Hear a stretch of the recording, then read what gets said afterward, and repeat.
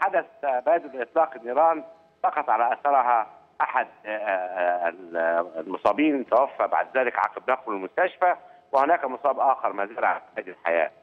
يعني سياده اللواء بتاكد لنا مقتل شخص. وهناك 2 مصابين من اقارب صاحب المحل.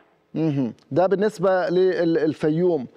بالنسبه لبقيه المناطق الاخرى تجمعات على مستوى الجمهورية. طيب كان في اخبار انه ابطال مفعول قنبلتين على اعلى الطريق الدائري في منطقه الطلبيه يا سياده اللواء. بالفعل صباحا تم ابطال مفعول عبوتين ناسفتين كانتا قد زرعتا على احد جوانب محور المنيب في منطقه الكنيسه، وهو المكان الذي كانت تتمركز فيه القوات لمواجهه تجمعات هذه الجماعه الارهابيه في الجمعات السابقه لقطع هذا الطريق، ولكن بيتم تمشيط كافه المناطق وتم العثور على هاتين العبوتين وتم ابطال مفعولهما، وكذا تم ابطال عبوه اخرى في القاهره الجديده وفي منطقه مدينه نصر. حاولت الانتفاضه تعتمد على 4 محاور.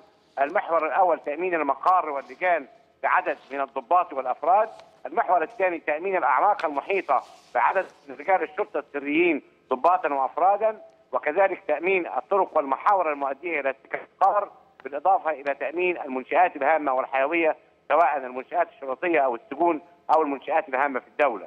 هذه المحاور جميعها تم وضع عناصر الخطط اللازمه لتامينها وتوفير القوات البشريه، المعدات والمركبات والتسليح اللازم.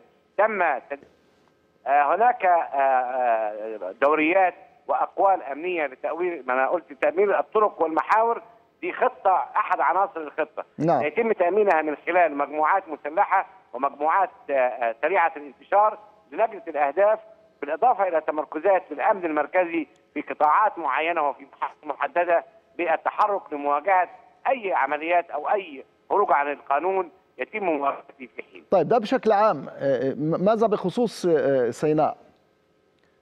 سيناء هناك جهود امنيه كبيره جدا تجري لتصفيه بعض الفلول والعناصر الهاربه من الجماعات الارهابيه.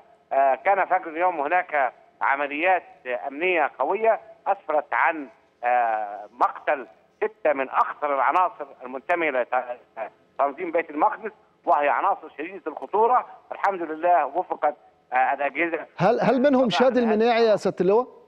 منهم شادي المناعي. يعني حضرتك بتؤكد لنا مقتل شادي المناعي اللي هو قيادي في تنظيم بيت المقدس. بالضبط، هو قيادي وكان هارب من عده احكام ويتم ملاحقته منذ فتره طويله. طيب ده كويس ان حضرتك معانا وبتاكد لنا هذا الخبر الهام. يعني بالاضافه الى مقتل شادي المناعي حضرتك بتقول لنا مقتل 5 كمان؟ 5 اخرين من اشد العناصر الارهابيه في منطقه شمال سيناء. طيب انا بشكرك شكرا جزيلا سياده اللواء عبد الفتاح عثمان مساعد وزير الداخليه للاعلام والاتصالات. هنطلع فاصل كمان ونرجع نكمل بقيه اخبارنا ان شاء الله.